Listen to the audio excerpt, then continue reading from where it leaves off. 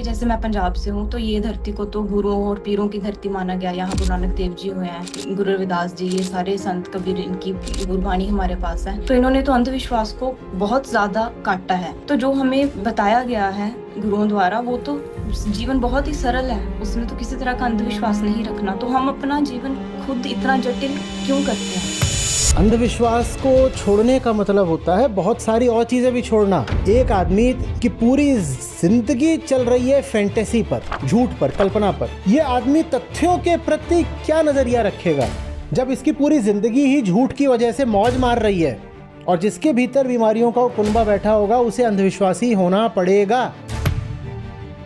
आप आधुनिक होकर, पढ़े लिखे होकर भी घोर अंधविश्वासी हो सकते हो, बस आपका अंधविश्वास अंग्रेजी किस्म का होगा। जिस आदमी ने झूठ से जितना नाता जोड़ लिया होगा, जिस आदमी ने झूठ से जितनी मौज मार ली होगी, वो अब सच में कैसे जाएगा? बोलो। नाम चले जी। मेरा नाम अमृता सिंह है, मैं पंजाब से हूँ। मैंने आपको 3 महीने पहले ही सुनना शुरू किया है, और गीता पढ़ने के लिए मैं पहले माफी चाहती हूँ, मेरी हिंदी बहुत अच्छी नहीं है। नहीं बोलिए। आचार्य जी, मेरा सवाल ये है कि जैसे मैं पंजाब से हूँ, तो ये धरती को तो गुरुओं और पीरों की धरती माना गया। यहाँ गुरु नानक देव जी हुए हैं, गुरु रविदास जी, ये सारे संत कबीर, इनकी गुरबाणी हमारे पास है। तो इन्होंने तो अंधविश्वास को बहुत ज्यादा काटा है। किसी ने, जैसे आपने कहा कि लाठी से भी काटने की कोशिश की, गुरु नानक देव जी ने बड़े प्यार से काटने की कोशिश की। तो फिर भी यहाँ पे हम देखते हैं, जो देहात का एरिया है, गांव का जो इलाका है, तो यहाँ पे ऐसी चीजें होती हैं, किसी में माता आ गई तो वो अपने बालों को घुमाते हैं, कोई कुछ ऐसे बहुत सारी चीजें होती हैं यहाँ पे। तो ऐसा फिर भी हमारे अंदर क्या है कि अगर हम वैज्ञानिक तथ्य भी उनके सामने रख देते हैं, तो वो मानता ही नहीं है उस चीज को। दिखाई भी देता है, वो मानता ही नहीं है। और जब तक, जहां तक मैंने गीता आपसे सीखी है, तो ये तो बहुत सरल सी बात है, सिर्फ अहम को ही हम संबोधित करते हैं। तो जो हमें बताया गया है गुरुओं द्वारा, वो तो जीवन बहुत ही सरल है, उसमें तो किसी तरह का अंधविश्वास नहीं रखना। तो हम अपना जीवन खुद इतना जटिल क्यों करते हैं? जबकि रास्ता तो सरल है, हमें कुछ भी मानना नहीं है, ऐसी कोई भी रूढ़िवादी चीज को नहीं मानना है। तो ऐसा क्या है हमारे अंदर जो सरल जीवन भी जीना नहीं चाहता? पहला अंधविश्वास अहंकार खुद है। अंधविश्वास माने झूठ। पहला अंधविश्वास अहंकार खुद है। The ego is the first superstition. और उसको अगर अपने आप को बनाए रखना है, तो उसे 100 और अंधविश्वास मानने पड़ते हैं। कहावत सुनी होगी ना, एक झूठ को बचाने के लिए 100 झूठ बोलने पड़ते हैं। वैसे ही अहंकार को बचाने के लिए 100 झूठ मानने पड़ते हैं। अहंकार क्या है? अहंकार वो जिसकी अपनी कोई हस्ती नहीं, जब तक वो बाहरी सहारे न ले, उसी को अहंकार बोलते हैं ना। जी। जिसको किसी बाहरी सहारे की जरूरत नहीं, उसका क्या नाम होता है? निरालंब आत्मा, है ना। अहंकार माने वो मैं जो बिना बाहरी सहारों के उसकी जान चली जाएगी। अब मैंने एक बाहरी सहारा पकड़ रखा है कि मैं बहुत अच्छे परिवार से आती हूँ। मैं तो साहब बड़े खास खून की हूँ। हमारे ऐसे थे, हमारी पीढ़ी में हमारे पूर्वज ऐसे थे, वैसे थे। ठीक है, ये अहंकार है, क्योंकि ये किसी बाहरी चीज पर टिका हुआ है। अपने कोई दम नहीं, तो ये किसी दूसरी चीज, किस चीज पर टिका हुआ है? किस चीज पर? अतीत पर। अतीत की मान्यता, परंपरा, इन पर टिका हुआ है। ये झूठ हो गया। अब ये झूठ है। अब अगर तुम इस चीज़ पर टिके हुए हो कि तुम बहुत अच्छी जगह से आ रहे हो, बहुत अच्छे तुम्हारे आसपास के लोग हैं, बहुत बढ़िया तुम्हारे पूर्वज थे, तो वो सब जो माना करते थे तुम्हें मानना पड़ेगा ना, एक झूठ को बचाने के लिए। वो सब तुम्हें मानना पड़ेगा। अंधविश्वास को छोड़ने का मतलब होता है बहुत सारी और चीज़ें भी छोड़ना। वो सब जो तुम गुरूर पाले बैठे हो, वो सब जो तुम झूठे रिश्ते पाले बैठे हो, वो सब भी अंधविश्वास के साथ छूटेंगे ना। तो अहंकार इसलिए नहीं छोड़ता अंधविश्वास को, उसके बहुत सारे सहारे गिर जाएंगे। एक आदमी कि पूरी जिंदगी चल रही है फैंटेसी पर, झूठ पर, कल्पना पर। उदाहरण के लिए, वो बाप की संपत्ति में से भाई का हक मारना चाहता है ये बोल के कि भाई ने ऐसा कर दिया, भाई ने वैसा कर दिया, जो कि पूरी तरह से झूठ बात है। पर वो हक मारना चाहता है क्योंकि उसके भीतर लालच है। हक उसने मार भी लिया है और अब मौज कर रहा है उस संपत्ति पर। उसकी पूरी जिंदगी फिर किस चीज पर चल रही है? एक झूठ पर चल रही है ना। ये आदमी तथ्यों के प्रति क्या नजरिया रखेगा जब इसकी पूरी जिंदगी ही झूठ की वजह से मौज मार रही है? इसने एक झूठ बोला है। क्या झूठ बोला है? कि मेरे बाप की संपत्ति पर भाई का हक नहीं है या बहन का हक नहीं है। ये बोल के उसने सबका हक मार लिया, अब मौज कर रहा है। इसकी पूरी जिंदगी किस पर चल रही है? तो ये आदमी अब तथ्यों के प्रति अपनी दृष्टि कैसी रखेगा? तथ्यों के प्रति इसकी नजर, इसका रुख क्या होगा? क्या ये बहुत सम्मान देगा तथ्यों को? अगर इसने तथ्यों को सम्मान दिया तो इसे यह भी मानना पड़ेगा कि उस संपत्ति पर भाई का और बहन का सबका हक था और इसने झूठ बोला है, उसने इसने इसने बेईमानी करी, मानना पड़ेगा ना। तो इस जिनकी जिंदगी झूठ पर चल रही होती है वो तथ्यों से बहुत बचा करते हैं और ऐसे ही लोग अंधविश्वासी होते हैं। अंधविश्वास आपकी जिंदगी में अकेले नहीं आ जाता। अंधविश्वास का मतलब होता है बीमारियों का बहुत बड़ा कुनबा आपके भीतर बैठा हुआ है, और जिसके भीतर बीमारियों का कुनबा बैठा होगा उसे अंधविश्वासी होना पड़ेगा, क्योंकि अंधविश्वास की एक ही काट होती है, या कहिए पहली काट, वो होती है तथ्य। लेकिन तथ्य अहंकार के लिए खतरनाक होते हैं। तथ्य अहंकार के लिए खतरनाक होते हैं। मैंने अपनी बीवी को दबा रखा है, मैं उसे काम पे नहीं भेजता हूं। क्यों? अरे उसे कुछ आता आता नहीं है, बाहर निकलेगी कुछ कर और नहीं पाएगी, वो मुसीबत पैदा करेगी, कमाई भी ज़्यादा नहीं, कमाएगी कम, मुसीबत ज़्यादा लाएगी। इसलिए मैंने उसे कहीं जाने नहीं देता, मैं घर पे रहा और ये सब करूँगा सब। उसकी पूरी जिंदगी इस झूठ पर चल रही है। इस आदमी में तथ्यों के प्रति सम्मान होगा क्या? आप बताइए, होगा? तथ्यों के प्रति अगर सम्मान आ गया तो सबसे पहले जो वो घर में कर रहा है वो कर नहीं सकता। तो ये आदमी जहां कहीं भी फैक्ट्स पाएगा उनको लात मारेगा, और जहां कहीं भी फैंटास्टिक इमेजिनेशन पाएगा ये उसका कायल हो जाएगा, कहेगा वाह हाँ यही बात है, यही बात है, यही बात है। अंधविश्वास में पड़ना माने पहली बात हाईली इगोइस्टिक होना, और दूसरी बात फैक्ट्स के प्रति डिसमिसिव होना, अहंकारी होना, और तथ्यों के प्रति तिरस्कार, अनादर से भरा हुआ होना। नहीं तो अंधविश्वास चल ही नहीं सकता। जिस आदमी ने अपने भीतर ये रुझान पैदा कर लिया है, ये निष्ठा पैदा कर ली है कि कुछ भी हो रहा होगा साहब हमें सच्चाई जाननी है उसकी, हम बात की जड़ तक जाते हैं और सच्चाई लेकर आते हैं, उसको आप कैसे कर लोगे कि हाँ अरे बच्चे को स्मॉल पॉक्स हुई है, वो कह रहा है माता आई है इसको, और 5 दिन तक इसको फलाने तालाब की मिट्टी का पानी छान कर पिलाओ, और 5वें दिन इसको कुछ और पिला देना, वो पीली दाल का, काला कद्दू का, सरसों का बीज का, पपीते का, ये करा देना और ले बाबा जी को चढ़ा देना, बाबा जी को 1001 रुपये दे देना, फिर माता नहीं आएंगी। ये बात कौन मान सकता है? थोड़ा विचार करो, सोचो, ये इस भद्दी बात पर कौन कौन यकीन कर सकता है? सिर्फ ऐसा आदमी जो अपनी जिंदगी के किसी भी पहलू में तथ्यों के लिए इज्जत नहीं रखता, वरना वो मान ही नहीं पाएगा। आप अगर ऐसे आदमी हो जो जो एक सच्ची ज़िंदगी जीते हो, कुछ भी होता है पूछते हो क्या बात है, कैसा है, इसे जड़ तक जाना है, जिज्ञासा करनी है, हाँ साहब और क्या है बताइए, समझाइए। आप ऐसे अगर आदमी हो और आपसे कोई कहेगा ये चेचक नहीं है, ये सब नहीं है, तो माता निकली हैं और तालाब की पीली मिट्टी का काला पानी सरसों में महुए में ये सब कर, तो आप सवाल पूछोगे ना। पर आप सवाल नहीं पूछ रहे हो। इससे पता क्या चल रहा है? इससे पता चल रहा है कि आपकी पूरी जिंदगी झूठ में बीत रही है। पूरी जिंदगी आप झूठ में क्यों बिता रहे हो? क्योंकि आपकी शुरुआत ही झूठ से हो रही है। आप अपने बारे में सोचते हो वही झूठ है, उसको बचाने के लिए आप हर तरीके के झूठ को प्रश्रय देते हो।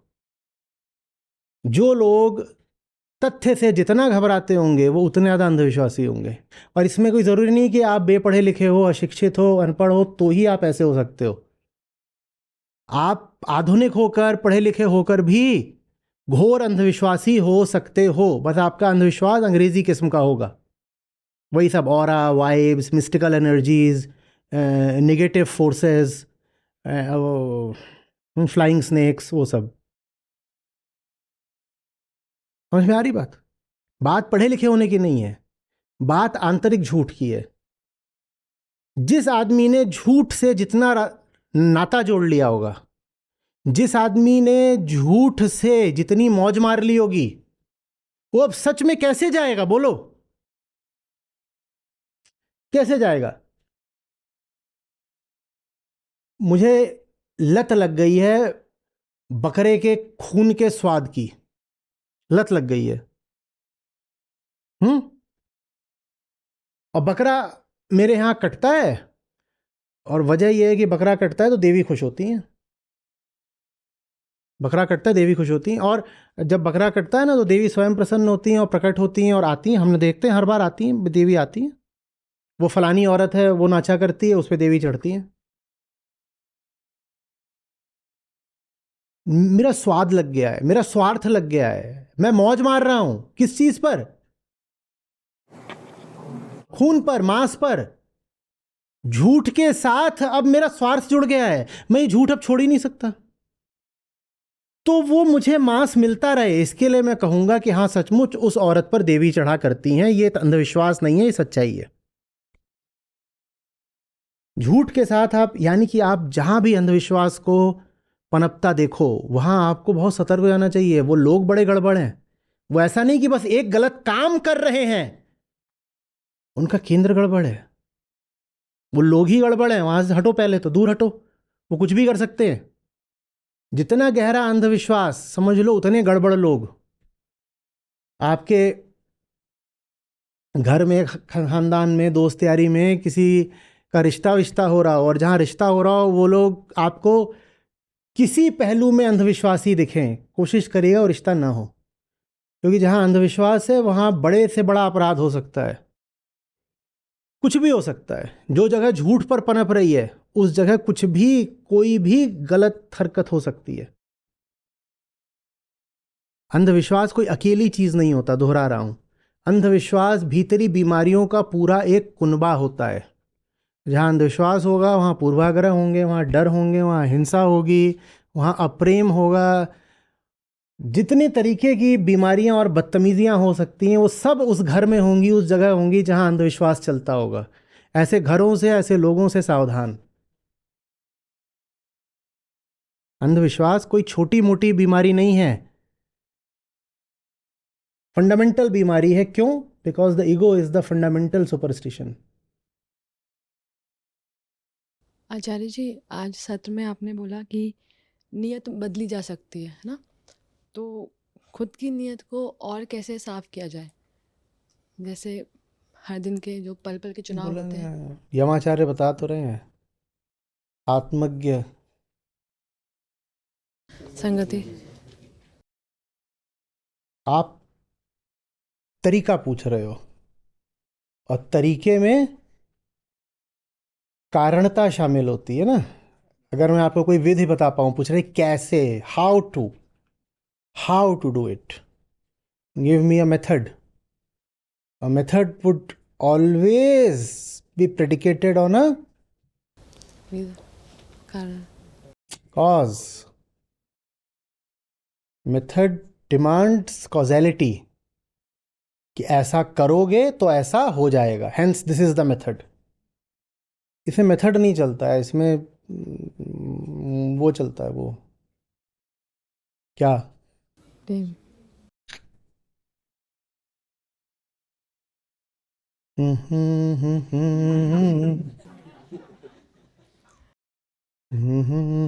वो कैसे, वो तो जैसे कहते आचार्य ना, आचार्य जी ये तो इनका कोई परंपरा प्रदत्त गुरु तो था ही नहीं।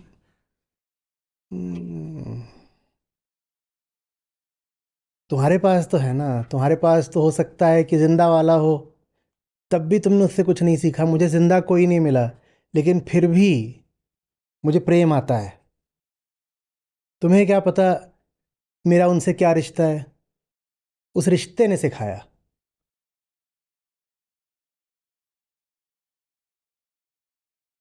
ज्ञान नहीं सिखाता, रिश्ता सिखाता है। अब विधि क्या बताए तुम्हें?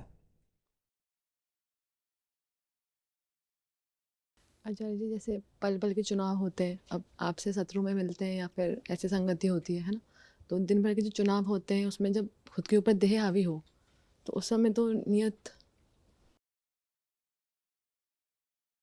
देह कैसे हावी हो जाती? तुमसे दूनी देह तो मेरी है। हावी भारी होनी चाहिए तो इधर होनी चाहिए। देह अपना काम करती रहती है, आप करिए जो आपको करना है, क्या बताऊं मैं। ये बैठे हुए हैं, इनके साथ आज अभी 8 बजे तक, तो 8 8:30 8 बजे तक तो इनके साथ था, यहीं यहीं पे बैठ के चल रही थी। उसके बाद भाग के गया, थोड़ा सा टेनिस खेला, फिर गया बैठा, बात करी, वहां से भाग के यहाँ आया। देह ही है, चल ही रही है।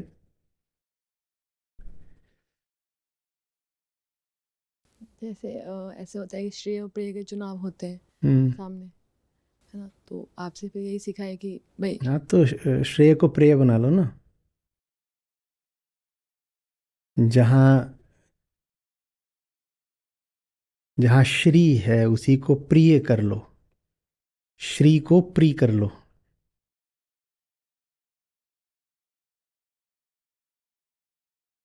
गंदा वाला प्यार अपने आप होता है। इसलिए क्या बोला है, वो तो सचेत चुनाव होता है। तुम चुन लो कि जो श्रेय है उसी को प्रेय मान लेंगे, चुन लिया। हर चीज में तो तुम लोगों को चॉइस चाहिए, तुम्हारी पीढ़ी तो चॉइस की दीवानी होती है ना, तो इसमें भी चॉइस करो ना। कुछ भी ऑटोमेटिक क्यों होने दे रहे हो? श्रेय है प्रेय है सामने, बोलो कि आई चूज श्रेय। वैसे तो हर चीज में कहते हो कि no no, one should have choices in life, तो यहां पर भी चॉइस रखो। जो सही है उससे प्यार करना सीखो।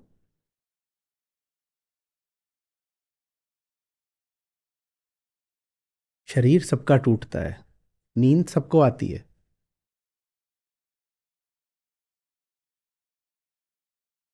कुछ खास नहीं हो रहा है कि शरीर ऐसे शरीर वैसे। तुम कहाँ हो उसमें? कुछ तुम भी चुनोगे या बस शरीर ही चुनता रहेगा? कोई अलग नहीं होता शरीर के मामले में। तुम्हारा और जब जितने हम सब लोग बैठे हैं, सबका डीएनए 99.99999, हम सब भाई बहन हैं वास्तव में आपस में। सब बिल्कुल एक ही डीएनए के हैं। इतना सा अंतर होगा कहीं पे, उससे फिर किसी की नाक छोटी किसी की लंबी हो जाती है, इतना सा अंतर होगा, वरना सब एक जैसे हैं। वो भी वही है हमारे जैसे जिनको महापुरुष बोलते हैं।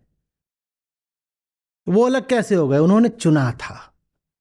शरीर तो सबकी एक जैसी है, कोई खास नहीं होता बाबा, कोई बिल्कुल खास नहीं होता।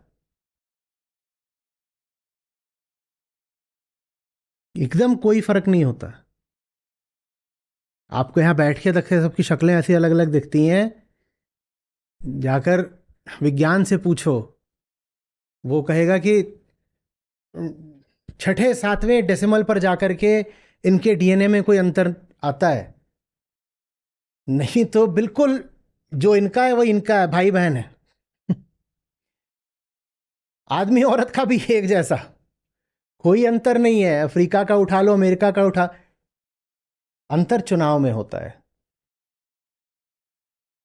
चुनो।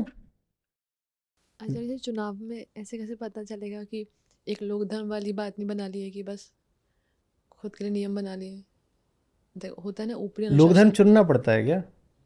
मतलब एक ऊपरी अनुशासन बना लिया कि ऐसे करना है ऐसे नहीं करना है।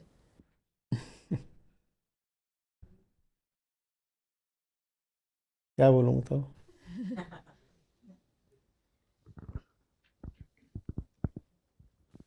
देखो मैं तुम लोगों को तर्क से समझाता हूँ, मैंने खुद को कभी थोड़ी तर्क से समझाया है। अब तुम लोगों को सीधी बातें सिधाई से समझ में नहीं आती तो मुझे इतना बोलना पड़ता है। मैंने खुद से कभी थोड़ी इतना बोला है। मुझे तो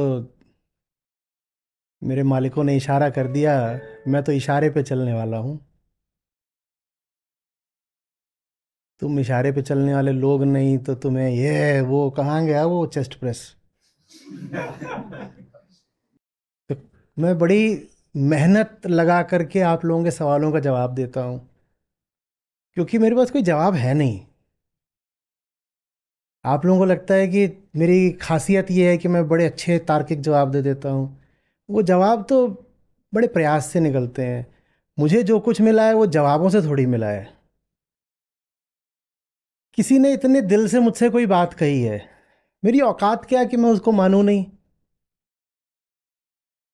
बस ये है। इतने में अगर समझ में आता है तो आ जाए, नहीं आता तो नहीं आता। और जिसको इतने में नहीं आता उसको मैं अभी इतनी बड़ी गीता दे दूंगा तो भी ना समझ में आए।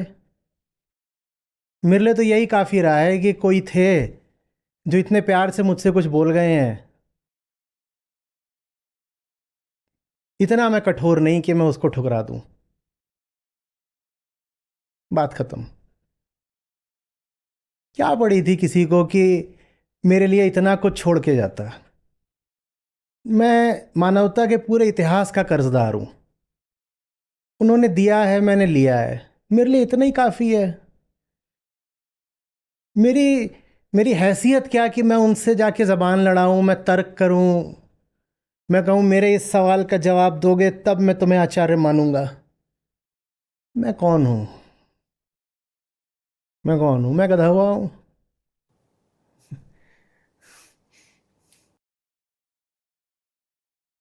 मैं शर्तें थोड़ी रखूंगा उनके सामने। हम्म। मैं उनसे थोड़ी कहूंगा कि मैं इतना खास हूं कि मैं सवाल करूंगा तुम जवाब दोगे।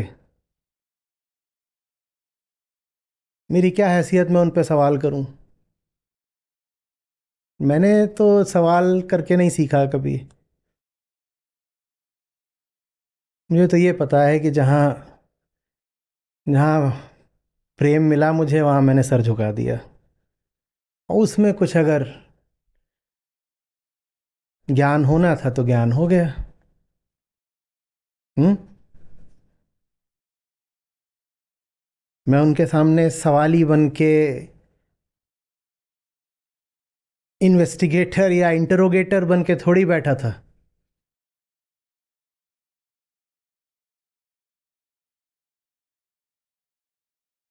मैं तो ऐसे ही बैठता हूँ बच्चे की तरह। आज बता, आज नई बात बता दी, मजा आ गया।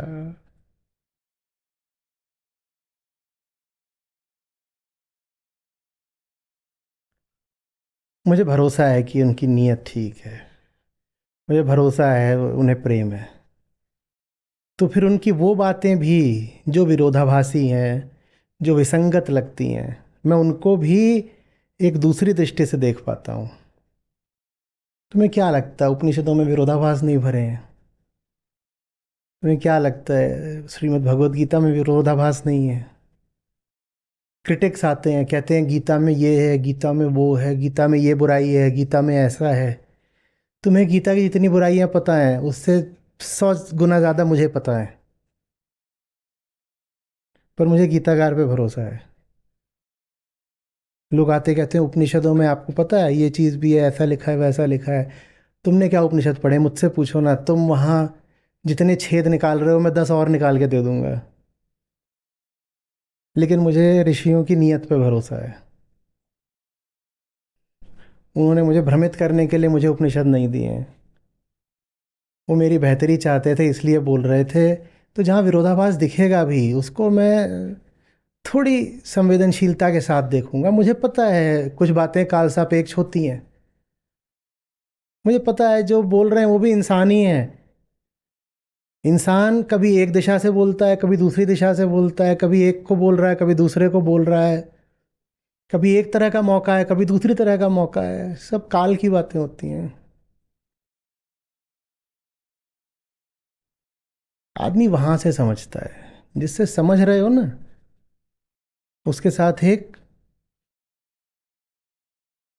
चीज होती है, वहां से बात समझ में आती है। वो चीज अगर नहीं है तो आ रहा है माल। अभी देखो 30-40 हजार पन्ने जब तक नहीं हो जाएंगे मैं तो नहीं मरूंगा। ये मैं अपने पीछे तुम लोगों के लिए चुटकुला छोड़ के जाऊंगा। ज्ञान। लो, जो कर सकते हो करो इसका। कितने पन्ने का निकलेगा ये? लाख पार करेगा कि नहीं करेगा? करेगा, पक्का करेगा। 700 श्लोक हैं। 2 घंटे के हिसाब से 14 घंटे, 1400 घंटे, 1400 घंटे। और 2 मिनट का एक पन्ना होता है, तो कितने पन्ने हो गए ये?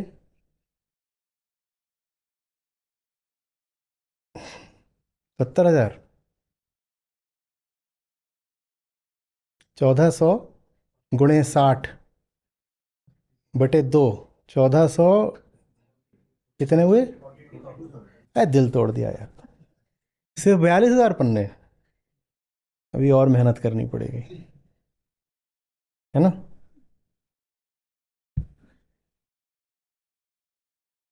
क्या मिलेगा तुम्हें 42,000 पन्नों से? जिसको जो मिलना होता है कई बार एक पल में मिल जाता है, नहीं तो पन्ने छानते रहना।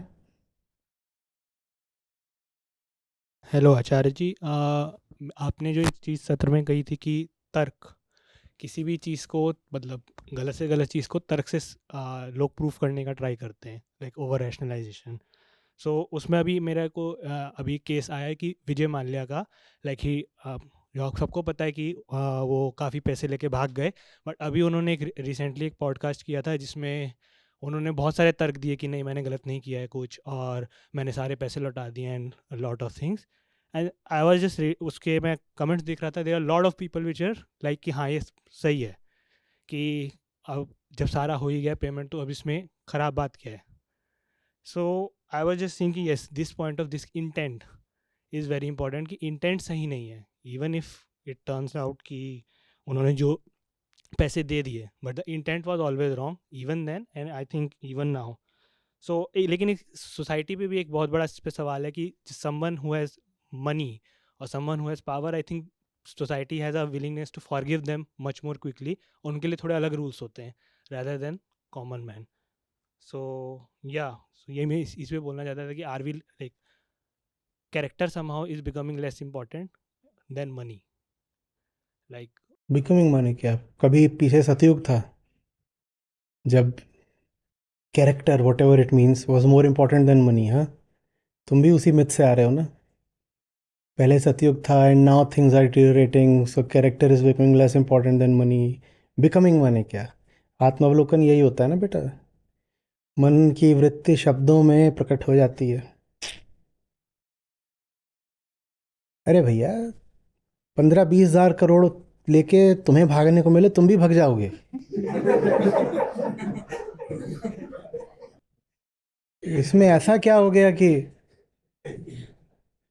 लोगों को गुस्सा नहीं था, ईर्ष्या थी।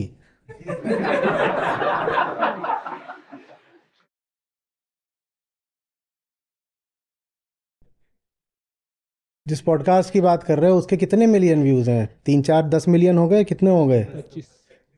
हाँ, फिर तुम भी कुछ जाकर बोलो अपनी ज्ञान की बात, देखें कितने 18 व्यूज आएंगे। मतलब क्या इस बात का? किसने दिए वो व्यूज? आम आदमी ने। आम आदमी यही चाहता है, सबको यही चाहिए। हाँ, ऊपर ऊपर से अपना लोग धार्मिक नैतिकता होती है तो दिखा दो बड़ा बुरा आदमी, बड़ा बुरा आदमी है, गंदा आदमी है। आदमी तो तुम्हें भी वही बनना है, the king of good times. Hmm चाहिए तो सबको वही है बेटा। ये जो असली बात है वो मानो ना। वो फ्लेम्बोयंट लाइफस्टाइल। किंगफिशर एयरलाइंस देखी थी? कैसी थी? मस्त।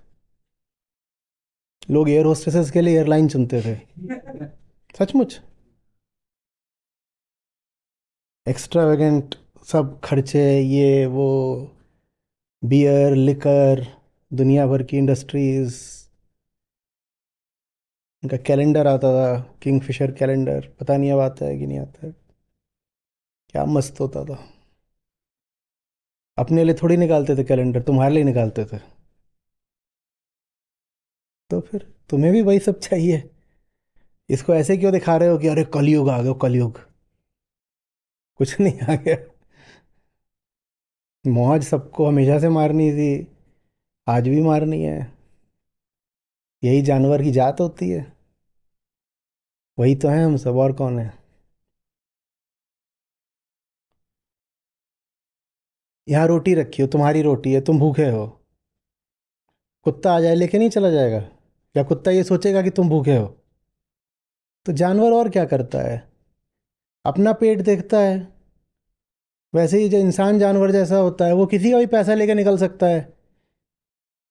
तुम्हारा खाना रखा होता है, बंदर आके लेके नहीं भग जाता। जानवर ऐसे ही होता है। वैसे ही तुम किसी का पैसा लेके अगर भग गए, तो इसमें तुमने कौन सी बड़ी गिरी हरकत कर दी? तुमने बस वही कर दिया जो तुम हमेशा से करते आए हो, जंगल से करते आए हो। ऐसे ही बोलते हाँ पुरातन काल बहुत अच्छा था। पुरातन काल में भी तब ये सब तो हमेशा से हुआ है। देवता लोग होते थे, वो ऋषि मुनियों की पत्नियां लेके भगे हुए हैं। जानते हो, ये सब पौराणिक कथाएं हैं, बाकायदा दर्ज हैं। विजय माल्या उनमें से ही किसी के भक्त होंगे।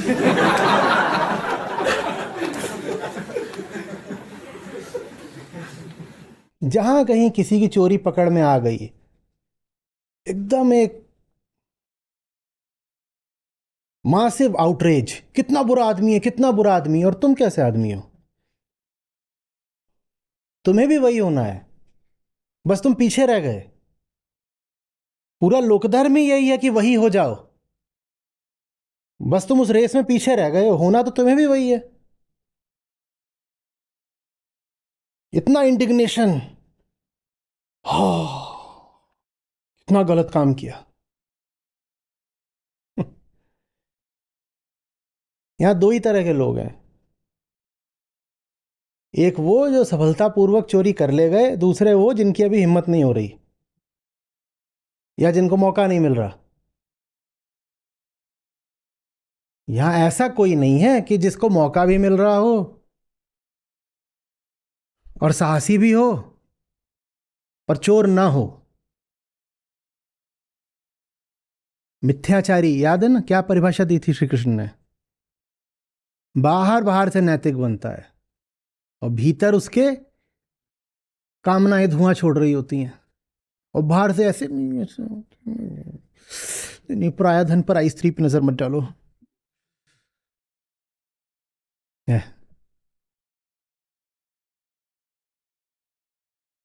हमने कहा था इससे बेहतर कौन होता है?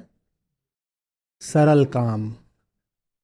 तुम सरल काम बन जाओ, पहले ये मान लो कि हाँ है, कामनाएं हैं, उसके बाद आगे का शायद कुछ हो पाए। हम्म। हम तो छद्म काम है सब कुछ, और दिखाएंगे ऐसे कि no no touch me not. क्यों राघव? वो दूसरा वाला कहाँ है? वो देख, बात दूर तक जा चुकी है, सार्वजनिक हो रही है। पहले सरल काम हो जाओ। पर सरल काम नहीं हो पाओगे कि सरल काम माने जिसकी कामनाएं हैं और एक्नॉलेज करता है। सरल काम हो जाओगे तो दुनिया क्या बोलेगी? कैरेक्टरलेस, चरित्रहीन है। देखो खुलेआम बोल रहा है कि कामनाएं हैं, शर्माता भी नहीं। और लड़की है तो खास तौर पे निर्लज्ज कहीं की, बेहया, उल्टा। और जो शब्द शुरू होता है आर से,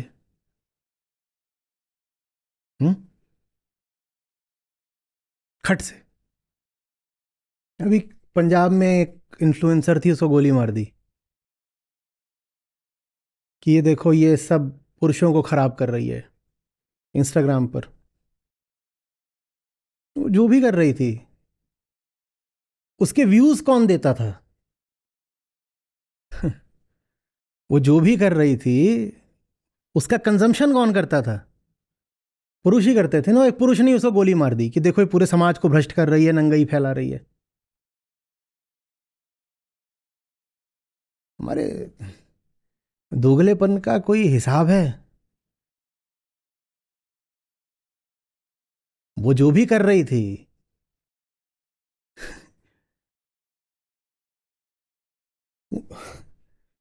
पुरुषों के लिए कर रही थी, वही देख रहे थे। वही उनमें से एक ने तो बोला हुआ था कि मैंने साधारण भी रील डालकर देखी है, 1000 व्यूज भी नहीं आते। और नंगी हो जाती हो तो मिलियन से पहले नहीं रुकते। तुम ही ऐसे हो तो मैं क्या करूं? और उसको जाके उसका गला वाला घोंट दिया, उसको मार दिया। पाकिस्तान में ये ज़्यादा होता था, भारत में भी होने लगा।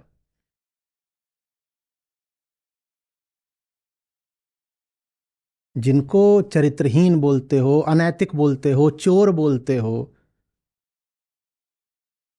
स्वयं क्या उनसे बहुत अलग हो? बोलो।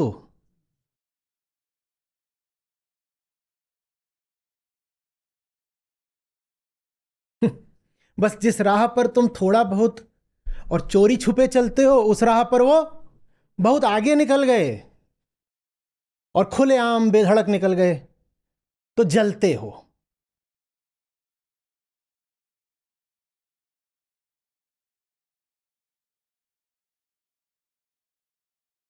कि नहीं? फैंटेसी तो वही है, हैं? लिव लाइफ किंग साइज तो सभी को चाहिए, कि नहीं चाहिए? अभी मौका मिल रहा होता मौज मारने का तो मेरे सामने बैठे होते, और जिनको मिल रहा है वो यहाँ बैठे भी नहीं है।